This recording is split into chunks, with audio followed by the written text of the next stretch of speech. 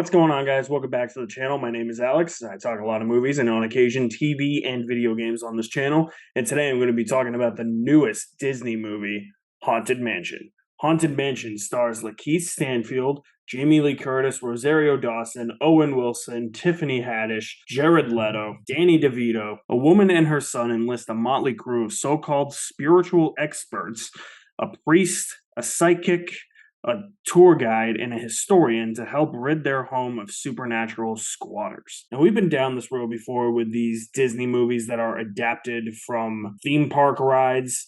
Disney is trying to find the next Pirates of the Caribbean. Pirates of the Caribbean was like a lightning in a bottle type of movie. It was based off a theme park ride. They had no idea if it was going to be successful.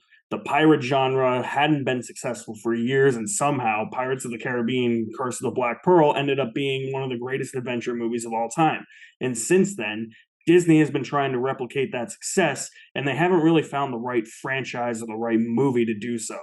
I mean, if you ask me, they have a franchise in National Treasure right there in front of them, and they're essentially doing nothing with it. You have 2 movies and a TV show. You could have had like 5 or 6 movies of National Treasure by now, but Prince of Persia, based off a video game. They tried to make that the next Pirates of the Caribbean. That didn't work. John Carter, adapted from a book, tried to make that the next Pirates of the Caribbean. That didn't work. The Lone Ranger, that for sure didn't work. Jungle Cruise sort of worked because I guess that's also based off a theme park ride in Disney. And that's getting a sequel, so I guess that sort of works. I guess you can look at that as their next big franchise. But now they're trying to do it again, making a movie based off a theme park ride for a big movie franchise with Haunted Mansion. It's a lot better than its 2003 counterpart. I won't say that this is a great movie. I won't say that it's even like all that good. It's got a lot of issues, but it did keep me entertained for 2 hours. And I think a lot of families are going to really like it. I liked the vibes of this movie. It felt like 90s family horror movies. You know, movies that had supernatural or scary elements in them, but weren't scary and were still suitable for children without terrifying the living shit out of them, and they would shit the bed at night. It felt very similar to Casper, The Frighteners, even though The Frighteners is rated R. Hocus Pocus. It had those vibes to it, but just amped up maybe a little bit more since this is PG-13. Those were the vibes I was getting. I was digging it. I did have a bit of a hard time getting into it, though, because right off the bat, they hit you with essentially what's going on in the movie. And I feel like I didn't have enough time to breathe. I feel like I was already playing catch up with the movie. Needed the movie to just slow down briefly. And because it starts so fast, it breezes past any character development for all the supporting characters except for Lakeith Stanfield, who I think is magnificent in this film. He is totally rocking in this movie. He's the best character. He has the most character development. He's the most fleshed out.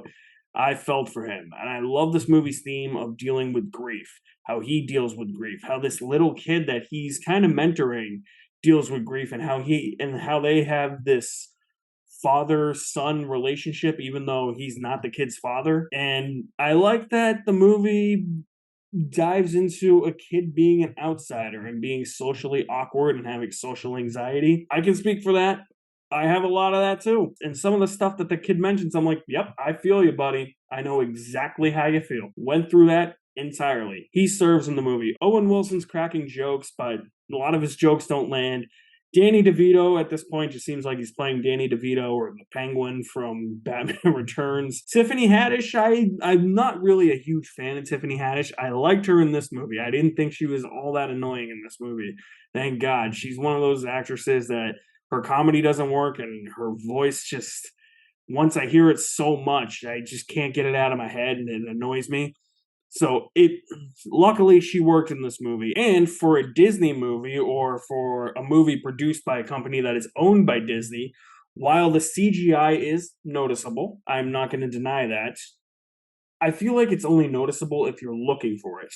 And I actually felt like, in terms of the recent Disney movies, or the movies that studios that are owned by Disney have put out lately, the visual effects were fairly good here.